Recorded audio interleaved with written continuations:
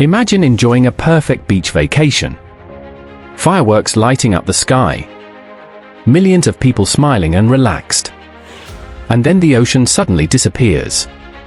10 minutes later, an unstoppable wall of water wipes out an entire city. This is Tidal Wave, 2009, one of the most emotional disaster movies ever made. Today, I'll explain the full story of Tidal Wave also known as Horndy a Korean disaster film that blends romance, family drama, guilt, and sacrifice, all leading to one of the most devastating tsunamis ever shown on screen. The story begins with Mansik, a fisherman living in the Horndy district of Busan. Years earlier, Mansik worked on a deep-sea fishing boat in the Indian Ocean during the 2004 tsunami. Because of a single error in judgment, the boat sailed when it should not have, and Yun-hee's father lost his life. This tragedy destroys Mansik emotionally. Crushed by guilt, he distances himself from Yun-hee, the woman he loves, and harbors resentment toward his uncle Ik-jo, the shipowner who allowed the boat to set sail that day.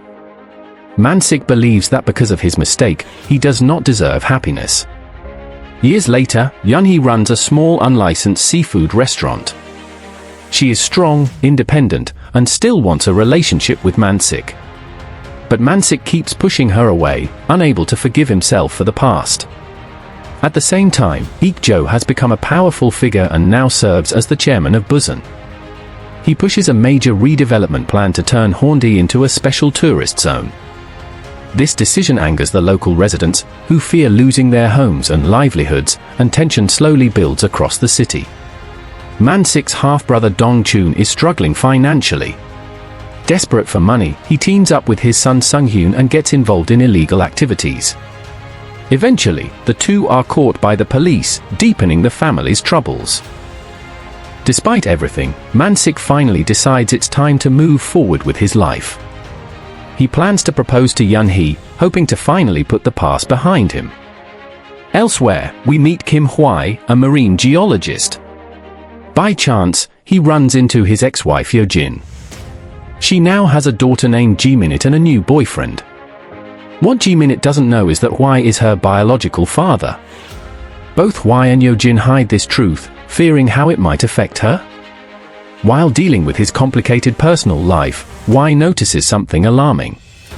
The East Sea is showing the same strange activity he witnessed before the Indian Ocean tsunami years earlier. Concerned, he urgently warns the Disaster Prevention Agency. They dismiss his concerns and assure him that South Korea is not at risk. They are wrong. Back at the beach, a wealthy college student named Hemi accidentally falls into the sea from a yacht. She is rescued by Hyung-sik, Mansik's younger brother, who works as a lifeguard. She becomes furious at how rough the rescue was and starts following him around, constantly annoying him. Over time, the irritation slowly turns into affection, providing a brief moment of lightheartedness before the disaster. During a fireworks festival, Mansik finally proposes to Yun-hee. She tells him that if she hangs a red ribbon outside her restaurant the next day, it will mean yes. The next morning, Mansik goes to check and sees no ribbon. Heartbroken, he runs into Dong-chun nearby.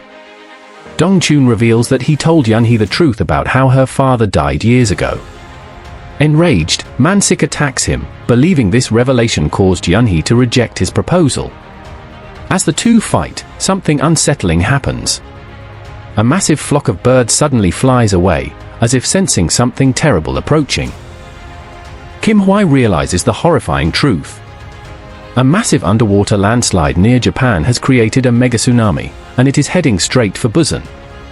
He quickly calculates its speed and realizes the city has only 10 minutes to escape. A small earthquake hits Busan, followed by the sea rapidly pulling away from the shore. Panic spreads instantly. People recognize the warning signs and begin running for their lives as mass hysteria takes over the beach and the city. Then the tsunami strikes. A colossal wall of water slams into Horndy and surges into Busan. Streets flood, buildings collapse, and vehicles are tossed aside like toys. Thousands of people are swept away. On the Gwangan Bridge, Dong-chun, his son, his mother, and countless others are engulfed by the rushing water. Ik-jo and Dong-chun's mother attempt to flee through the flooded streets as the wave closes in. The destruction is relentless. A telephone pole collapses into the water, electrocuting everyone nearby. Yunhee narrowly escapes, but Man-sik is trapped and close to death. At the last moment, Ik-jo appears and saves Man-sik, sacrificing himself as he is carried away by the violent current. Dong-chun regains consciousness on the bridge. Frustrated and shaken, he throws away a lighter that falls into leaking fuel from a tanker, triggering a massive explosion. The bridge splits in half, and shipping containers crash into nearby buildings, causing even more devastation. In the chaos, Hyung-sik jumps from a rescue helicopter to save Hemi in the sea. Later, as he hangs from a rescue rope with another survivor, he realizes the rope is about to snap. Knowing only one person can survive, Hyung-sik cuts the rope and falls into the raging water, sacrificing himself. Meanwhile, Yo-jin becomes trapped in a flooding elevator. Believing she may die, she tearfully speaks to her daughter Ji-minute on the phone. She is eventually rescued and reunites with Ji-minute and Hwai on a rooftop.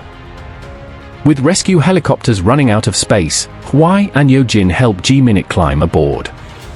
Before the helicopter departs, Hwai finally reveals the truth to his daughter, telling her that he is her real father. As the helicopter escapes, another powerful wave crashes into the building, killing Hwai and Yo-jin together. When the disaster finally ends, Busan is left in ruins. A memorial service honors the thousands who lost their lives, including Hyung-sik, Kim Hwai, Yo-jin, and Ik-jo. Dong-chun learns that his mother did not survive and breaks down in grief. As rebuilding begins, Man-sik returns to the ruins of Yunhee's restaurant. While cleaning, he finds the red ribbon she promised. She said yes. The movie ends with Horndy destroyed but filled with hope, showing that even after unimaginable loss, life continues. If you enjoyed this full movie explained, make sure to like the video, subscribe, and comment on what movie you want next. Thanks for watching, and I'll see you in the next one.